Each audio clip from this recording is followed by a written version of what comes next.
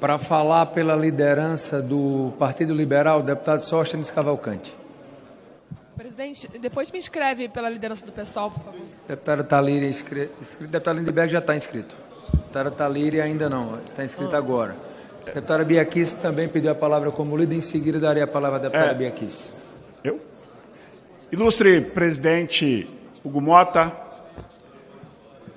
demais deputados, deputadas, brasileiros, eu subo essa tribuna, presidente, primeiro para agradecer a Vossa Excelência. Agradecer a Vossa Excelência, agradecer aos colegas da oposição, que compõem vários partidos, em especial o Novo PL, mas também agradecer aos colegas governistas da esquerda. Nós estamos num momento, deputado Lindbergh, Vossa Excelência que lidera a Federação PT, PCdoB, PV, que a gente precisa de pacificar o Brasil. Nós precisamos de diálogo. Nós precisamos de nos comportarmos como verdadeiros patriotas, defender os interesses nacionais e deixar o processo eleitoral para o ano que vem. Lamentavelmente, esta casa também entrou no clima de antecipar um processo eleitoral feito pelo atual governo. E com todo respeito aos colegas que formam a base do governo, eu acho que o dia de ontem tem que deixar todos nós, 513 parlamentares, excetuando 512, excetuando nosso presidente, uma reflexão. Quero aqui dizer que depois de ler algumas matérias no dia de hoje, deputada Bia, que aqui está, deputada Daniela, outros colegas aqui que estão aqui embaixo, Caveira, General Girão, Sanderson, Pastor Diniz, Otônio de Paula Júnior, Sargento Faú, tem mais aí. E, inclusive, hoje tenho aqui a honra de estar com o meu filho presente, que não é uma coisa que acontece sempre, Sóstenes Michael Cavalcante, pela primeira vez veio comigo ao plenário. Eu faço esse meu pronunciamento no tempo de liderança do PL com a preocupação que se requer esse país neste momento. Nós estamos com várias preocupações, e eu não quero ampliar todas elas hoje aqui. Não farei um discurso de líder do maior partido de oposição. Eu quero fazer um discurso como um brasileiro. Hoje, meu filho está aqui porque veio pegar ele e a sua esposa, ele é recém-casado, visto porque ele decidiu com a sua esposa morar nos Estados Unidos. Eu não criei meus filhos para não morarem no Brasil. Eu gostaria que eles morassem aqui. Quem sabe daqui uns dias ele me dará um neto. Não sei. E se eles decidirem, vão para lá por um tempo, vai fazer seu mestrado, mas e se decidir por lá ficar? Não sei. Lógico que eu quero que volte. Mas de vez em quando eu vejo o olhar dos meus filhos e sei com muitos senhores aqui que olham com certo desânimo para tudo que acontece nesse país. O país não vai bem. E eu não vim aqui colocar a culpa neste ou naquele. Nós precisamos refletir essa nação. Nós precisamos refletir esse país. E quando a gente acorda com manchetes nos jornais, com todo o respeito à imprensa, toda a imprensa sabe da minha boa relação com todos. Recebo da menor à maior imprensa do país, atendo no mínimo 30, 40 jornalistas por dia. Agora, nós precisamos entender algumas coisas. Num dia como ontem, não tem nem ganhadores e nem perdedores. Eu acho que algumas cenas perdemos todo o país. O que eu espero é que com as cenas que alguns perdemos, a gente possa ganhar um país de novo. Ganhar um país com altivez, um Congresso com autonomia, parlamentares que não são encolerados por ninguém e têm autonomia do Parlamento e da Constituição para votar livremente o que faz. E é triste, presidente, ver matérias jornalísticas tendenciosas que querem imputar este ou aquele grupo vitória ou derrota. E ainda pior, desrespeitando a cadeira do presidente da Câmara. E eu quero aqui em alto bom som dizer que ontem, inclusive, eu ouvi fala do deputado Chico Alencar, que quero corroborar com Vossa Excelência, deputado Chico Alencar. O presidente Hugo Mota não foi chantageado por nós. Ele não assumiu compromisso de pauta nenhuma conosco. Eu disse isso ontem na coletiva de imprensa. Há um compromisso dos líderes dos partidos que eu anunciei. E nós, líderes dos partidos, que compomos a maioria desta casa, vamos pautar, sim, o fim do foro privilegiado e a anistia. Os líderes partidários. Não é o presidente Hugo Mota. Não existe chantagem nesta casa. Não é comportamento da direita chantagear ninguém. Não é. Não é. Que fique claro isso a todo o Brasil, a toda a imprensa. O nosso comportamento é um comportamento ético. É um comportamento de defender a pátria. É um comportamento de que cada parlamentar, seja da direita, da esquerda ou do centro, inclusive do nosso presidente, ele possa olhar nos olhos dos seus filhos, como eu estou olhando no olho do meu filho que aqui está, para dizer que nós somos brasileiros, nós temos honra desta terra, e nós vamos lutar pelo Brasil sempre. Não importa ser oposição ou ser governo, nós somos brasileiros, e como brasileiros nós não podemos viver da forma que estamos vivendo.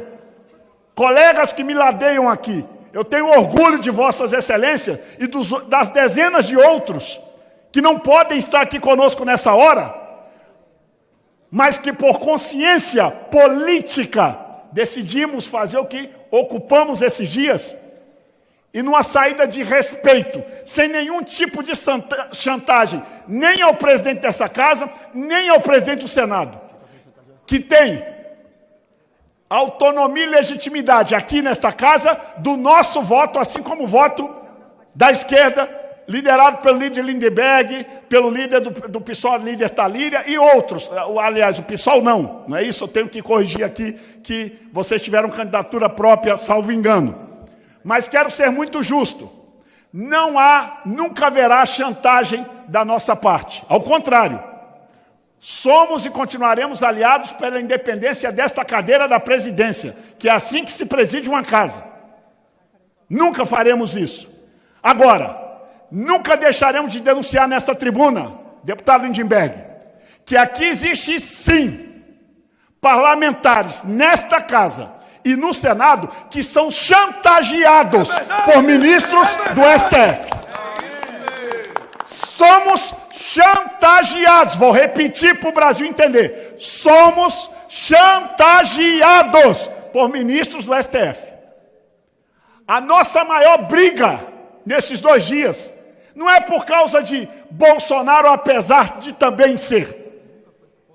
Nunca foi contra o presidente Hugo Mota e nem contra o presidente Alcolumbre.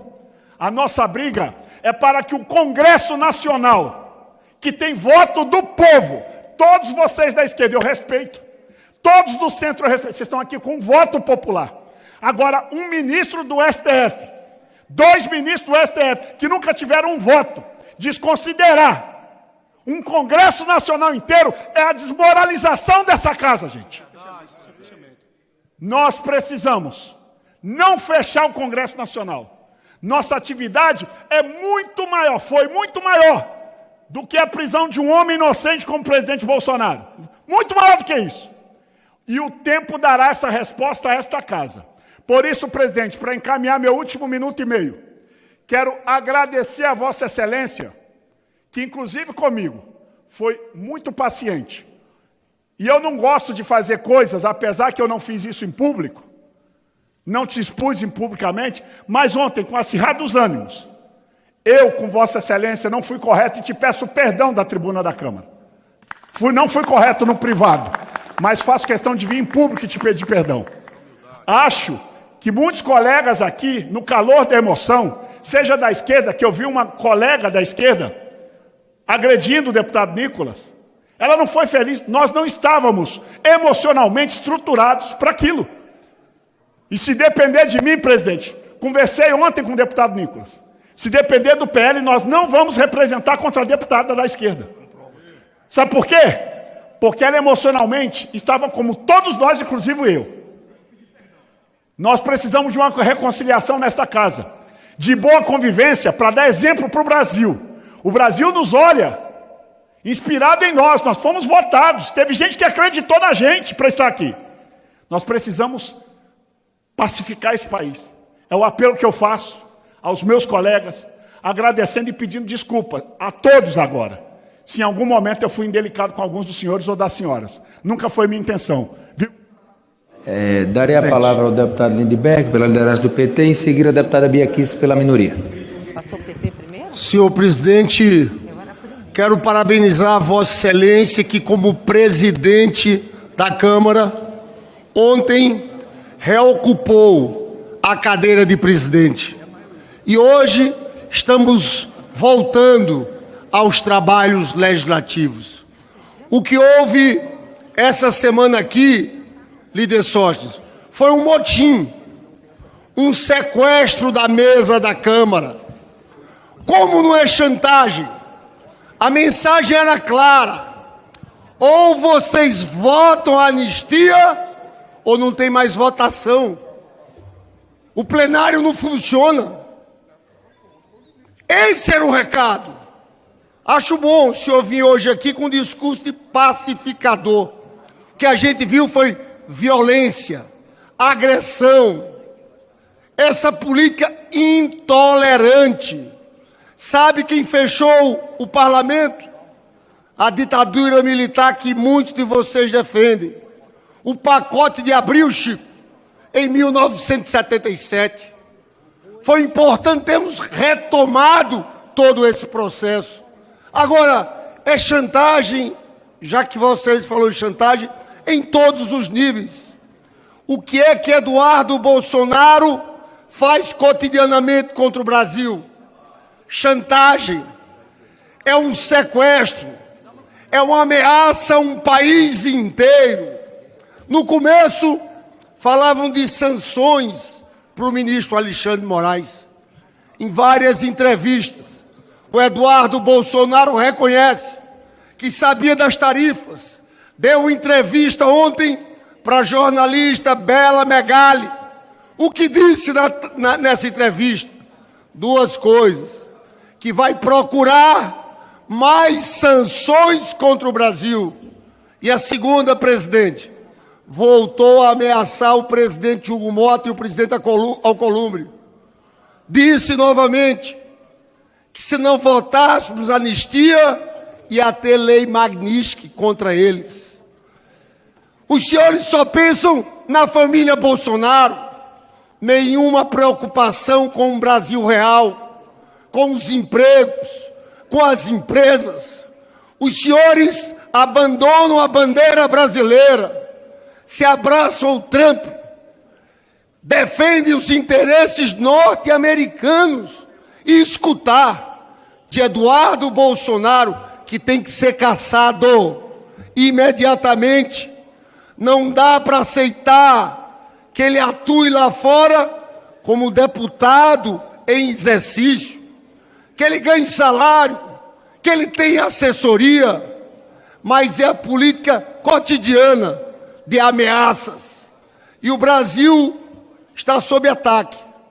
Estamos, sim, enfrentando um brutal ataque do governo norte-americano e do governo Trump.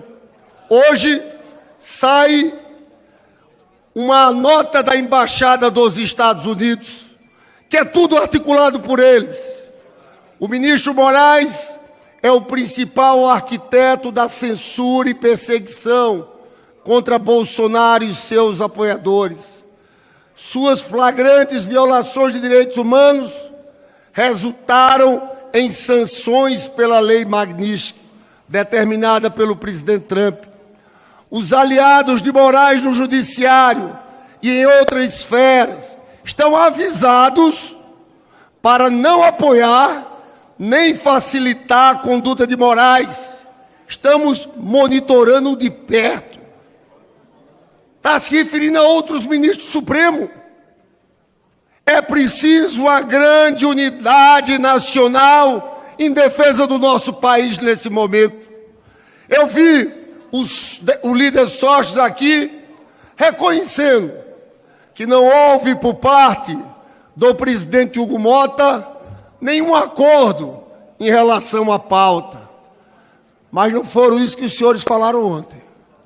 Os senhores saem aqui dizendo que próxima semana vai ser pautado a anistia, o fim do foro, tudo isso. Ou estão mentindo para a base de vocês, porque eles estavam tudo de cabeça baixa aqui. Aí no final quiseram fazer um discurso que não corresponde à realidade. Saíram vendendo para enganar a turma deles, que vão sempre esticando a corda. Ganhamos! Vamos vir com a anistia na próxima semana? Falso! Mentiram descaradamente, falaram o nome de líderes que conversamos. Sóstenes, votar a anistia por esse parlamento é o Brasil virar colônia. Votar a anistia depois de Trump ameaçar e exigir isso, é melhor fechar o parlamento. É a desmoralização, é aceitar o tratamento que vocês defendem do Brasil como uma colônia. Os senhores, por muito tempo, colocavam os militares como poder moderador, ficavam defendendo intervenção militar no país. Os senhores mudaram. Agora o poder moderador para vocês é o Trump. É uma potência estrangeira. É muito grave. Eu dou nome a isso. Quintas colunas, colaboracionistas, traidores do Brasil, traidores da pátria. Nunca na história política do Brasil houve um agrupamento totalmente alinhado a uma outra potência e contra o Brasil. Na história do Brasil não houve. Já falei isso aqui. Os integralistas de Plínio Salgado, a extrema-direita ali, não tinha essa posição. Ninguém.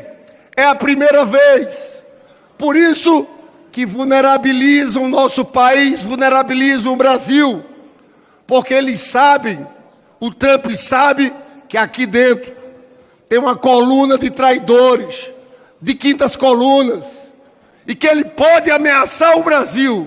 Não é só o ministro Supremo, porque na verdade estão colocando uma faca no pescoço de todos os brasileiros.